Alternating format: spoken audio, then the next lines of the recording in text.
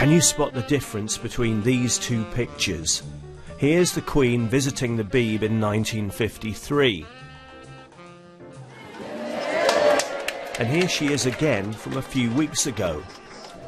Did you get it? The difference between the two pictures is all the pictures, now taken on smartphones.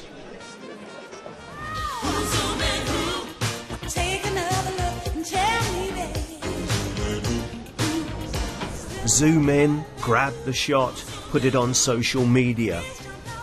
We might get to see a bit of the world if we're lucky, but is anyone actually looking? A lot of us have got these gadgets now, haven't we? Smartphones. And it seems that at the least bidding, we'll whip them out and start recording. But is there a danger that we're missing out on something? We're failing to live in the moment, not keeping it real. Sorry, what was I saying?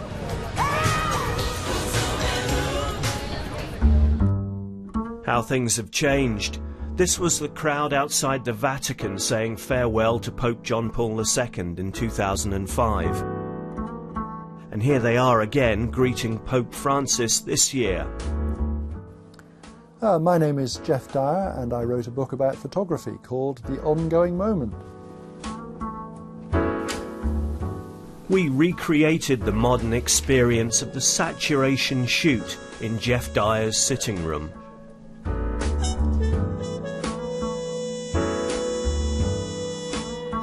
The Van Gogh Museum in Amsterdam has just reopened. Now you can take pictures of the Van Gogh paintings, which means that nobody is actually looking at these paintings that they've come to see, the paintings they've seen endlessly in reproductions. They're all just either looking at them through their cameras or just photographing them without looking. And that seems a bit daft.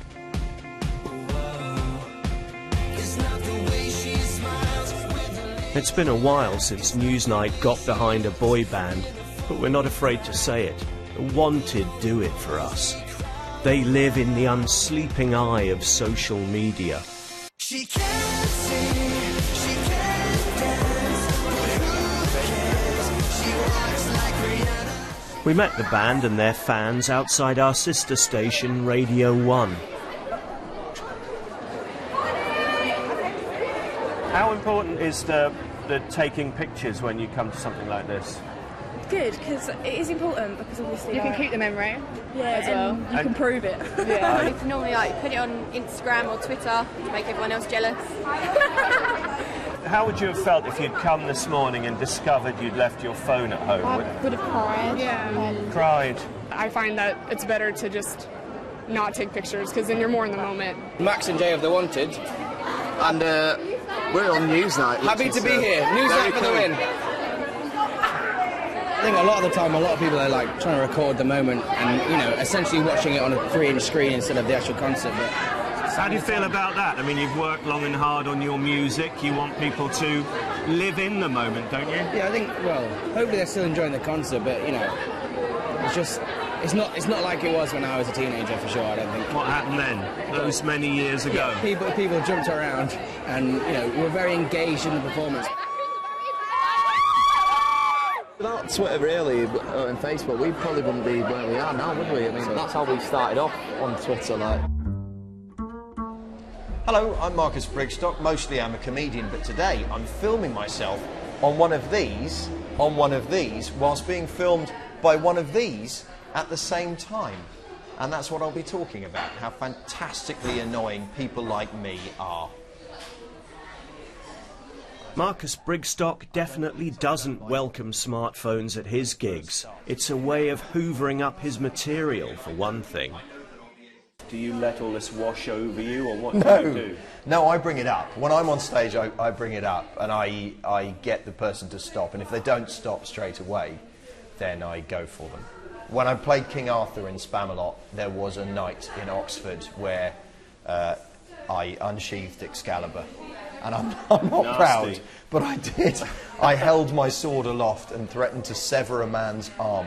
By the way, I can't believe throughout this entire conversation that you've been filming this. I know. I just think it's really disrespectful. Sorry. What chance do we say? I thought this was a genuine experience. Well, we just thought we'd guerrilla it, you know. Yeah, well, see what happens. do you even know what that means? No. I'm Dr. Jay Watts, and I'm a clinical psychologist and psychotherapist specialising in narcissism within cyberspace. Surrounded by entries for this year's BP Portrait Award at the National Portrait Gallery, the acme of respectable image curating, Dr. Watts identifies a generation gap. There's been a real cultural shift where, especially younger people, so the so-called digital natives, men and women who were born after 1980, really sometimes have almost an idea that one doesn't experience something unless one represents it. And the representation increasingly is on cyberspace. So it's pictures of an event, it's tweeting about an event. And really that has become such a new way of thinking that people share straight away, almost addicted to the kind of hit of people liking and reinforcing what one's been through. This is a place to pause, study, reflect. Smartphones are taboo, or so you might think. In fact, the gallery is considering allowing them, and its director is a bit of a fan. I think at certain moments, getting out a smartphone actually will make some people look more closely. As long as it's not the only thing, as long as people do things around it, savour the moment, think of the moment, I don't think it's a substitute for memory. I think it can maybe even enhance it. It makes people realise why they wanted to think about that moment, why that image mattered.